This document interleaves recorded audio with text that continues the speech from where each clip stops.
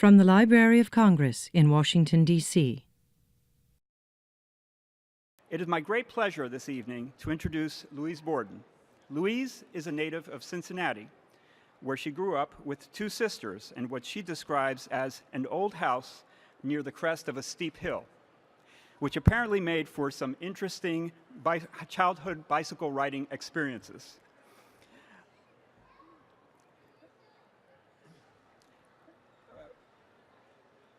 Louise grew up fascinated by stories of ordinary people and their relationship to historical events. Louise caught the reading bug in elementary school when she discovered that her school library contained a treasure trove of chapter books, biographies, and stories that took her far away to other countries and cultures. Her school library and those shelves of books were her happy place. An avid reader of nonfiction and historical fiction, Louise majored in history at Denison University. She worked as a teaching assistant and later as a teacher for young children, and realized a lifelong dream when she became co-owner of The Bookshelf, a bookstore in her hometown of Cincinnati. In 1971, Louise married Peter Borden and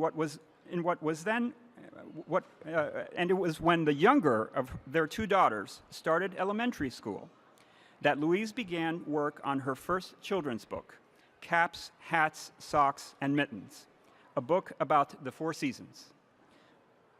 Her love of history has come into play in many of the more than 30 books for young readers, both fiction and nonfiction, that have followed, including His Name Was Raoul Wallenberg, The Little Ships, The Historic Rescue at Dunkirk, Fly High, the story of Bessie Coleman, and her most recent book, Across the Blue Pacific, a World War II story. Among Louise's recent nonfiction books is The Journey That Saved Curious George, The True Wartime Escape of Margret and H.A. Ray, a book that describes the remarkable partnership of the Rays and their dramatic escape from war-torn Europe to build a new life in America. This book is especially timely because this September marks the 75th birthday of Curious George. And I believe this evening Louise will be discussing the story of the Rays and how her research during her travels led to her writing The Journey That Saved Curious George. So now please join me in welcoming Louise Borden. Thank you so much. Thank you so much, Ramon. Thank you. What a nice introduction. I wish my mom were here, because all of my life wasn't like that. But anyway, thank you. So, gosh, we've got bright lights here and everything.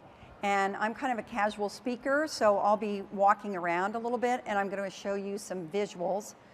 But it's a real thrill to be at this amazing place of books. So many readers. And I just met a woman from California who came all the way to attend the book festival. My husband and I lived in the DC area for 5 years between 2007 and 2013. And I was a big fan of the Library of Congress. I lived there. While my husband would go to work, I would go to work at a desk at the library. So it's a thrill to be part of this great organization that's sponsoring the book festival.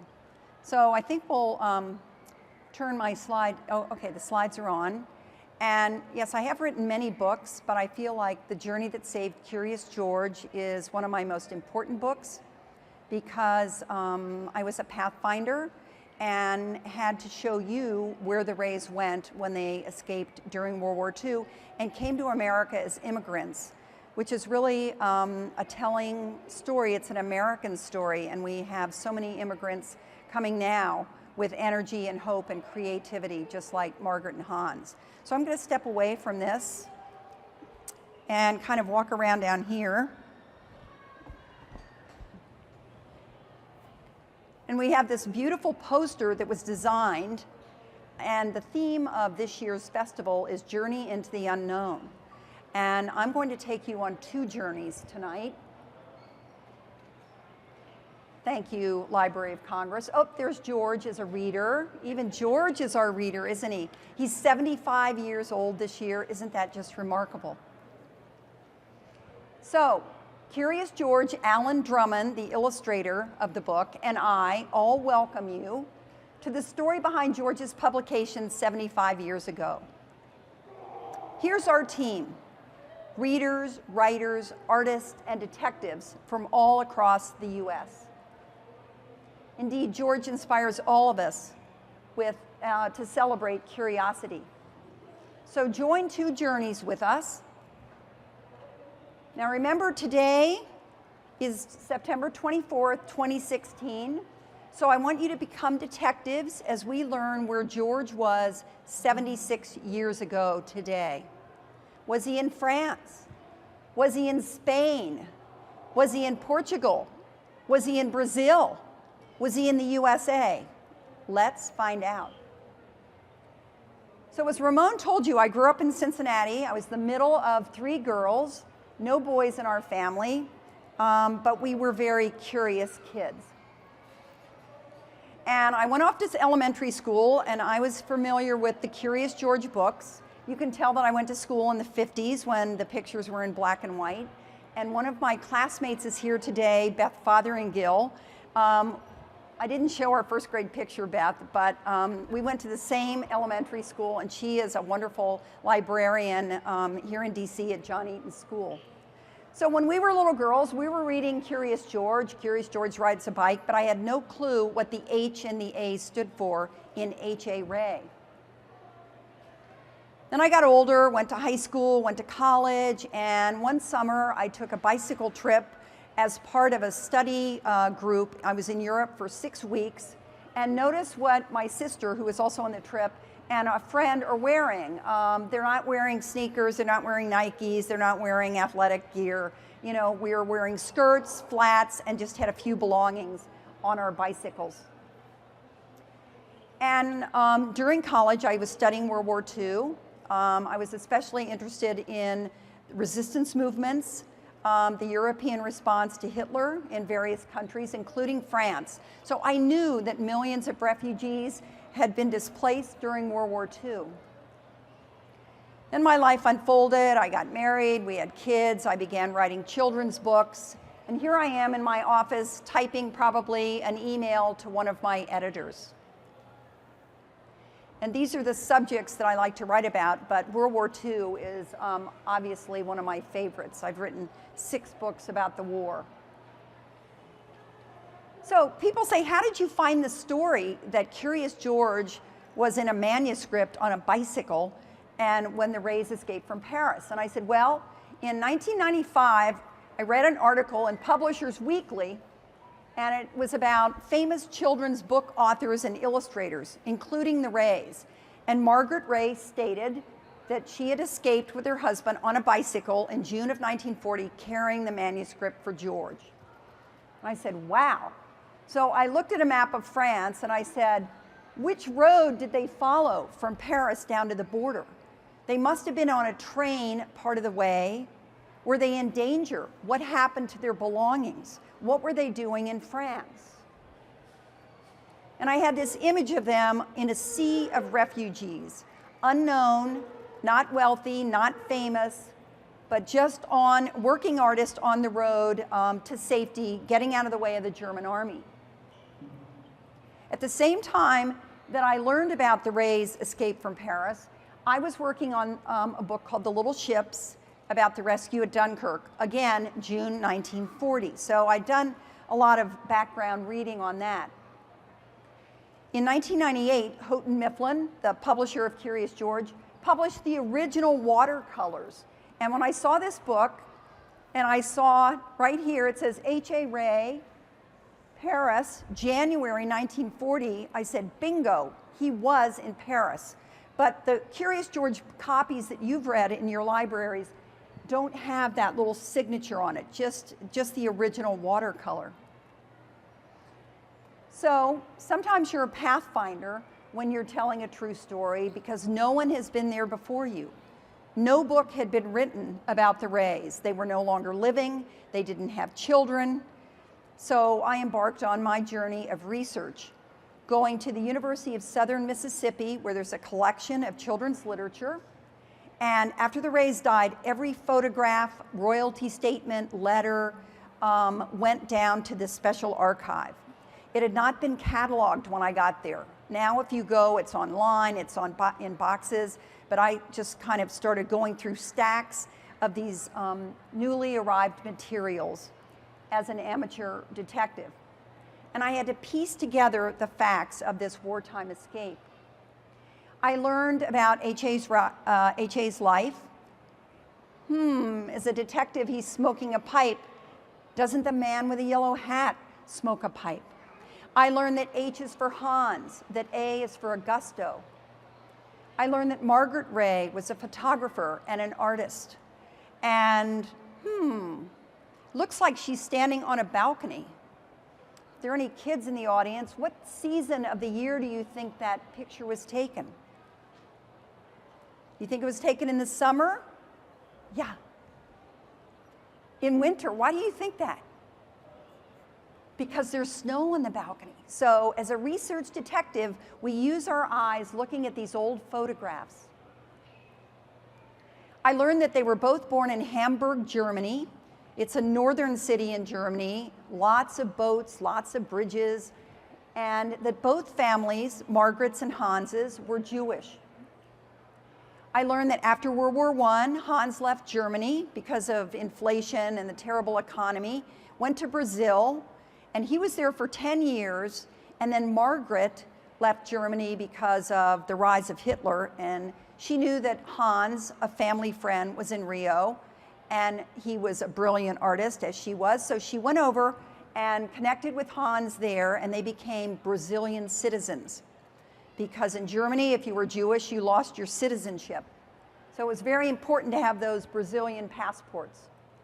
They got married in 1935, and then in 1936, they went to Paris on a belated honeymoon. In the archive, I found tiny little calendar books the size of those yellow Post-its that we use, that Hans wrote, and many of these were written in French, many of the pages. I also looked at letters written in French to and from his editor. I looked at addresses. Here it says, Monsieur, that means Mr. H.A. Ray, Chateau Fagat. And I looked at the date, October 1939, a chateau. Were they staying at a chateau on their honeymoon? I thought they were staying in a hotel on their honeymoon. Maybe I could call up my old high school French teacher who had been born in Paris and lived during the occupation in Saint-Tropez in the south of France. She was still alive, still speaking English and French. Maybe I could call up Renee Lowther and she could help me translate some of these documents. Then I found French identity cards in the archive. Well, look at this. It's kind of like a driver's license, isn't it? Hans had to sign his name. Hans Augusto Ryersbach. Ryersbach. I thought the guy's name was H.A. Ray. When did he change his name from Ryersbach to Ray, and why did he change his name? I learned that their first book that Margret and Hans did in Paris was called Raffi and the Nine Monkeys in French, and it was also published in London in English. More letters I had to go through, detailing all of their book work while they were living in Paris. And then I found this photograph of Hans. Looks like he's losing his hair like my husband. All the archives are black and white photos, but the color that I saw was Hans's art. And then when I saw this painting that he had done at the age of 8, titled Horses in the Park, I thought, bingo, I'm going to use that to bring the reader into the story and start the book with Hans as a little boy growing up in Hamburg, Germany. Here's a telegram. Have had a very narrow escape. Baggage all lost. Signed, Ray. Amazing. No one had dusted off the history until I was curious about their escape. I realized that in those little calendar books, if I could enlarge them on a Xerox machine and translate them, that Hans was going to tell me day by day where he went on their escape from Paris. Here it says, this is June 12th, left Paris at 5:30 by bicycle to Étampes, a town about 25 miles south of Paris.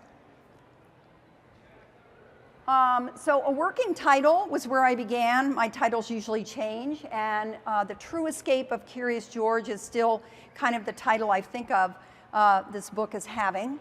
I went to the Terrace Hotel where the Rays spent their honeymoon and then ended up living in the hotel for 4 years, using my passport, of course. As the writer, you want to find the best details to draw the readers in. A young reader and also adult readers, because the Rays story is for all of us. You listen for a word or phrase from people you meet along the way, people who were there. You listen to their story.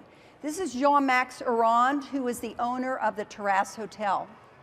He was 10 years old when the Nazis came into Paris and told me about his family story. As a detective, you rent a car in Paris and you head south on narrow roads. Sometimes you're gripping the steering wheel. So I took a car, whereas the Rays were on bicycles. Then I was looking for that chateau. You take a train to the same station that Hans noted in his diary to follow in the Rays' travel footsteps. You write to your own editor from those places as you piece together the quilt of an unknown story. You uncover the roads and the history, a kilometer at a time. You finally arrive in your second rental car. Ooh, it looks a little shabby, doesn't it? I drove up the road and found this amazingly beautiful chateau where the Rays spent 3 months in the fall of 1939 working on a book about a curious little monkey named Fifi, who had a friend, the man with the yellow hat. The window there is a room in one of the 3 towers of the chateau. It's the only room in the tower, and the owner told me that there were no other rooms. And Hans noted in the archives that he set up a studio in the tower of this chateau. So as a detective, sometimes I live my life in color, and sometimes I live my life in black and white. But of course, I'm writing a book in the 21st century. This is a kid who lives in Lectoure, the little town where Hans noted in his diary that he bought paint and paper for his artwork. And then the section of the Rays' escape, leaving the country of France, going over the border into Spain. Here, these are 21st century readers and fishermen on those coastal towns. I wasn't able to go, but I sent a friend of mine, and he connected with 2 Spaniards, a French translator and driver. They explored the border towns in their car with the man with the orange hat, my husband, Pete Borden. So he was my research detective. So on these 2 journeys into the unknown, the Rays had help along the way during their escape, and I too had help along the way in my research. So when I signed a contract for this book, I signed a 2-book contract, which was unusual for me and fun. And the other book was called Across the Blue Pacific. So I had finished the text for The Journey That Saved Curious George. So I was then working on Blue Pacific, and it was the illustrator's turn to work on The Journey That Saved Curious George. Alan Drummond, who lives in England. So the book was finally published in 2005 in hardcover, came out in 2010 in paperback.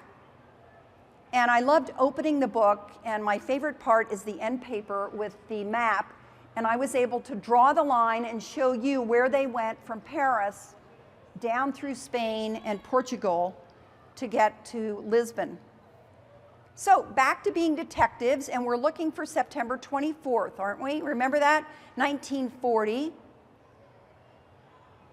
The first part of the book is 2 artists, the childhood, the Hamburg years, and then we're going to fast forward to Escape from Paris. They left Paris on June 12th, 1940, on 2 bicycles that Hans cobbled together from spare parts, because all of the bicycles had been sold out in the store.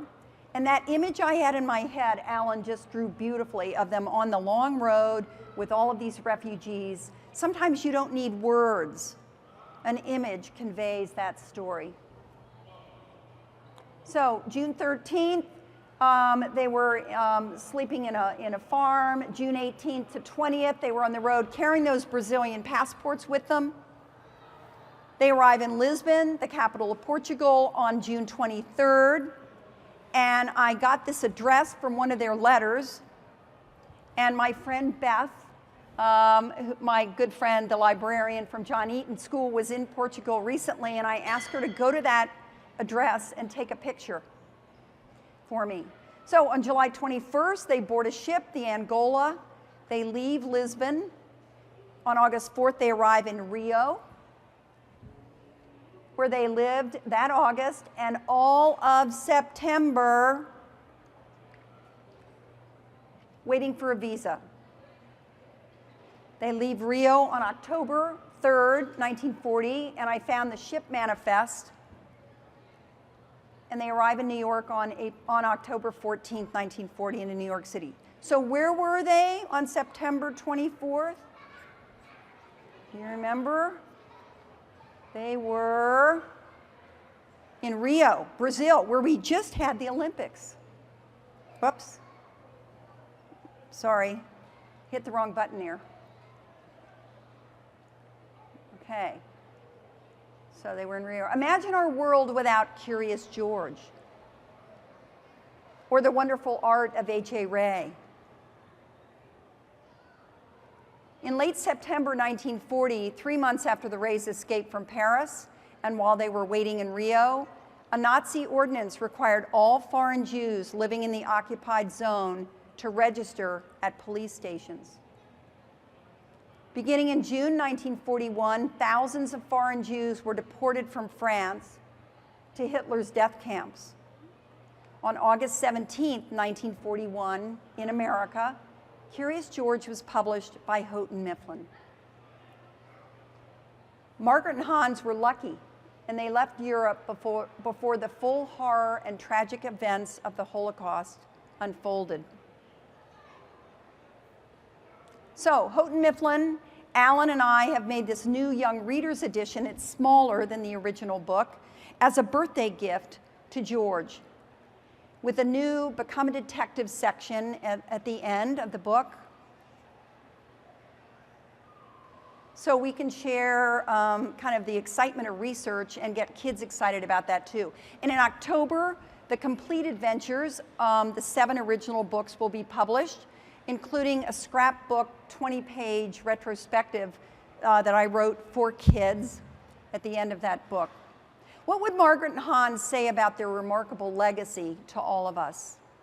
Well, I think they would just be thrilled at what has happened in the last 75 years with their curious little monkey. George is certainly our ambassador for reading around the world, and I really love, this is one of my favorite illustrations, because they're coming down that gangplank holding those important travel documents, those passports. So I've made passports with kids in schools and put visa stamps in them, and I think of all the people coming to our country now with those passports.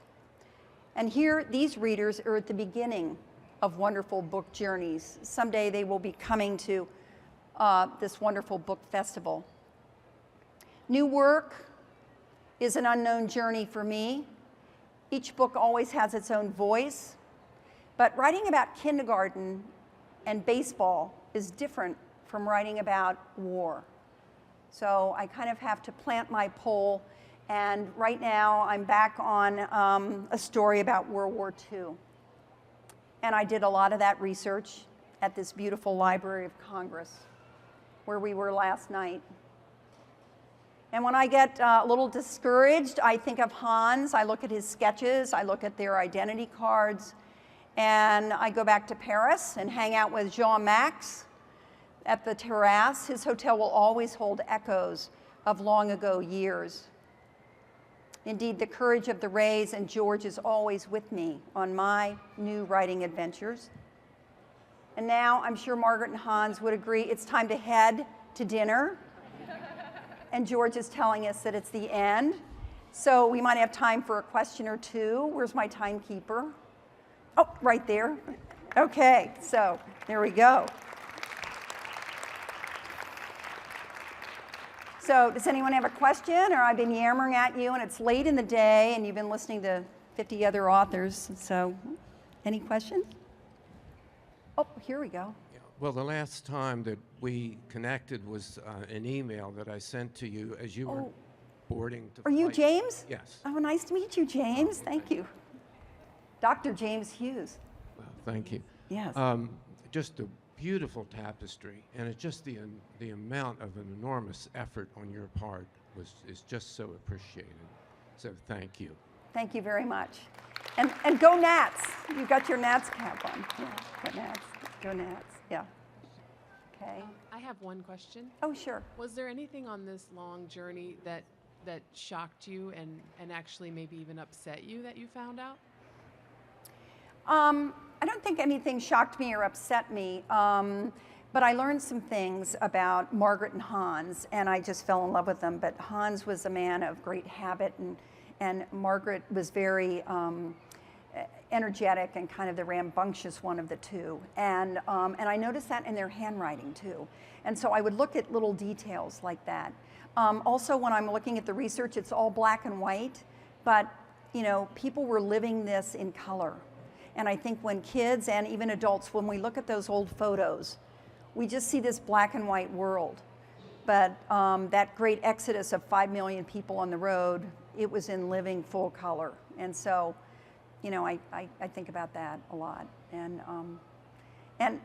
yes, I had some connections too. You know, they lost my suitcase. I only had my backpack. It was pouring rain. It was 5 in the morning, and I said, oh, I'm in total Ray mode. So I had a lot of kind of fun, and I lost a few things along the way too.